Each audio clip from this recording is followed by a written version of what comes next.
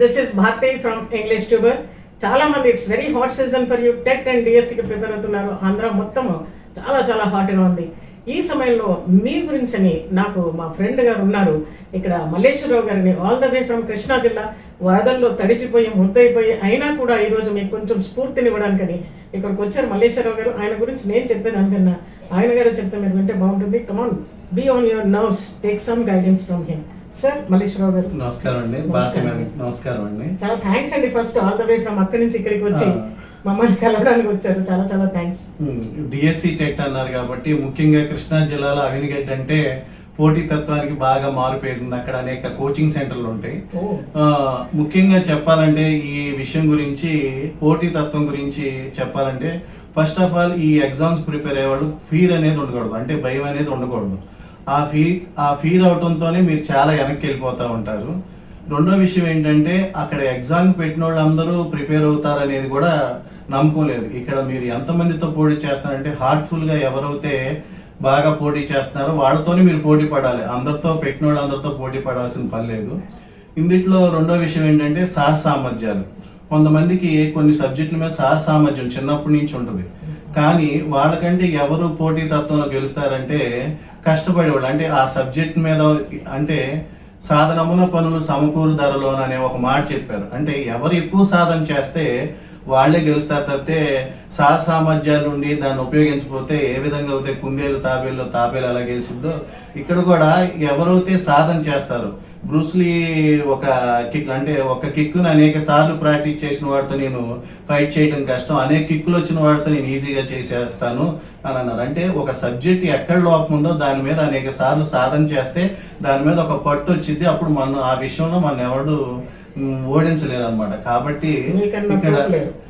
కాబట్టి ఈ విషయంలో చెప్పేది ఏంటంటే మనం ఎప్పుడు భయపడకూడదు. పీఠ భూమి దశ అనేది ఒకటి వస్తుంది సైకాలజీలో. అంటే మనకు వచ్చిద్దా రాదా, ఉంటుందా పోద్దా. కాబట్టి దీని మీద ఒక సబ్జెక్ట్ని అనేక సార్లు చదివితే మనం దాంట్లో రాణించగలం. ముఖ్యంగా సైకాలజీ మేము సుమారు ఒక 60-70 సార్లు చదివేస్తే ఏదన్నా కరెంట్ పోయిందంటే ఒక బిట్ అడిగారంటే ఏ బిట్ ఏ పేజీలో ఎన్నో లైను లేదా ఏదన్నా ఫోటో కింద ఉందో అలా చెప్పేసేవాళ్ళం. అంటే 8 చాప్టర్లని ఒకసారి ఫస్ట్ నుంచి చివరి వరకు అలా చెప్పేసేవాళ్ళం. అంటే మనం ఒకరికి చెబుతున్న ద్వారా కూడా ఎక్కువ గుర్తుంటుంది. ముఖ్యంగా ఈ భారతీ మేడం లాంటి వాళ్ళు యూట్యూబ్ ఛానల్ ద్వారా, అంటే వాళ్ళు ఎంతో అనుభవం గడించి మనం చెబుతారు. అంటే మనం ప్రైమరీ నుంచి నేర్చుకురావడం కంటే, ఇప్పుడు ఫర్ ఎగ్జాంపుల్ 10th తర్వాత ఇంటర్మీడియట్ నుంచి ఎలా చదవటం ఈజీ అయిద్దో ఫస్ట్ క్లాస్ నుంచి చదవటం కంటే అలాంటి గైడెన్స్ వింటూ, అంటే కోచింగ్ సెంటర్లో కూడా ముఖ్యం ఏంటంటే 2 రకాలు. అంటే సబ్జెక్ట్ చెప్పేవాళ్ళు ఉంటారు, పోటీ పడతాం. అంటే అక్కడ వచ్చిన వాళ్ళు అందరూ అక్కడ ఫర్ ఎగ్జాంపుల్ ఒక 200 మంది ఒక కోచింగ్ సెంటర్లో ఒక బ్యాచ్లో ఉండారంటే వాళ్ళల్లో టాప్ 5గా ఉంటే మనం ఈజీగా ర్యాంక్ సాధించే దిశలో ఉన్నామనే నమ్మకంతో ఉంటాం తప్పితే ఏదో ఎక్కడ ఉండాలో వచ్చాంలే చేసామనే కాకుండా పట్టు పట్టాలి, పట్టు విడవరాదని అని అంటారు కదా. ఏదైనా గట్టి పట్టు పడితేనే సాధించగలం. కాబట్టి నాకు ఈ అవకాశం ఇచ్చిన భారతీ మేడం గారికి. గణిత శాస్త్రంలో నిపుణులండి ఆయన. శాస్త్రం గణిత శాస్త్రం, మ్యాథమెటిక్స్ ఇతను. మరి మ్యాథ్స్ అంటే చాలా మంది భయపడతారు, అలాగే మా సబ్జెక్ట్ ఇంగ్లీష్ అంటే ఎలా భయపడతారు, సైన్స్ ఫిజిక్స్ అంటే ఎలా భయపడతారు, అలాగే మ్యాథ్స్ అంటే కూడా అమ్మో మ్యాథ్స్ అంటారు చాలా మంది. మరి మీరు ఆ మ్యాథ్స్ గురించి ఒక 2 చిట్కాలు మా ఆడియన్సెస్ కి. ఇక్కడ ముఖ్యం ఏంటంటే అభిరుచి అండి. ఏదైనా తింటే తినగా వేము తీయనున్నా అంటారు కదా, మ్యాథ్స్ కూడా అలాంటిదే.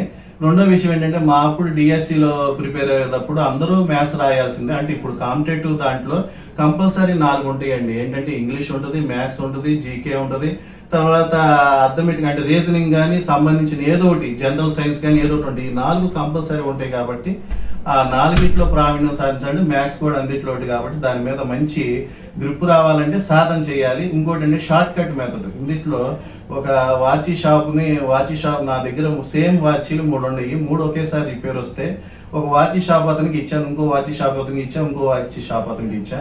ఒక వాచ్ షాప్ అతను అరగంటలో రెడీ చేసి ఇచ్చాడు, ఇంకో అతను ఒక 10 నిమిషాల్లోనే రెడీ చేసి ఇచ్చాడు, ఇంకో అతను ఒక రోజు పట్టింది. కానీ రోజు పట్టిన అతనిది పని చేస్తుంది, అరగంటలో పని చేసిన అతనిది పని చేస్తుంది, 10 నిమిషాల్లో చేసి వచ్చింది ఇందులో పని చేయట్లా. అంటే ఎవరు గొప్పవాళ్ళు అంటే అరగంటలో కరెక్ట్గా చేసిన వాళ్ళు. ఇక్కడ మ్యాథ్స్ అంటే ఏంటంటే సర్టెన్ టైంలో వేగవంతంగా బిట్టు పెట్టగలిగిన వాడే కరెక్ట్గా. అది ఎలా వచ్చిందంటే సాధన. ఇందులో ఏదో మర్మం అనేది ఏమి లేదు. ఎంత సాధన చేస్తే అంత స్పీడ్ అనేది పెరిగింది మ్యాథ్స్లో. అదేనండి, hard work, is the only key to success. Practice makes one perfect. అదే సార్ గారు చెప్తున్నారు. సో మనందరి తరఫున గురించి, మా ఆడియన్స్ తరఫు నుంచి, మా ఇంగ్లీష్ ట్యూబర్ భారతి తరఫు నుంచి అండి మీకు చాలా చాలా థ్యాంక్స్, ధన్యవాదాలు. All the way from Krishna district. Avanigadda అంటేనే నాకు గుర్తుకొస్తుందండి, ఒకప్పుడు చాలా వరదలు వచ్చాయి. ఐ థింక్ ఇన్ 70s చాలా మునిగిపోయింది అవనిగడ్డ వరదలని. ఇప్పటికి కూడాను మా రిలేటివ్స్ కూడా ఉన్నారు అక్కడ అవనిగడ్డలో. నేను మొన్న వెళ్ళి చూస్తే అదంతా లేదు, కానీ మొన్న ఈ వరదలను చూస్తే విజయవాడలో ఇన్నేళ్ల తర్వాత నాకు మళ్ళీ అవనిగడ్డనే గుర్తుకొచ్చింది. అప్పుడు కూడాను ఈ వరదల గురించి కూడా మీరు చాలా టెరిఫైడ్ గా ఉండి ఉంటుంది సిచ్యువేషన్ అక్కడ.